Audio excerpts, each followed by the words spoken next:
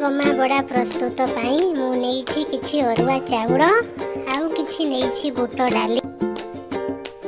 अरुआ चाउल रे बड़ाटी क्रिस्पी लागिबो एवं टेस्ट मध्य बढ़िया लागिबो। तेणु अल्प खदड़ा करी आमे बहड़िया आणटे प्रस्तुत करि नेबा। देखंतु मु आणटे प्रस्तुत करि नेइछि। एबे आमे पकाइबा किछि भुसुंगा पत्र, दुईटी छोट छोट कटा हिता कंचा लंका, हाफ चम्मच गोटा जीरा, हाफ चम्मच खसा, गोटे छोट चम्मच हळदी गुंड, जीरा गुंड, हाफ चम्मच छेचिकी नेइथिबा अदा एवं तापरे पितागुमा साग को छोट छोट करी काटिकी पकाइबा एवं स्वाद अनुसार लूण देई भल भाबरे गळेई नेबा। एबे देखंतु बड़ा पई हमर आण प्रस्तुत हो जाईछि। एबे कढ़ी को गरम करि नेबा।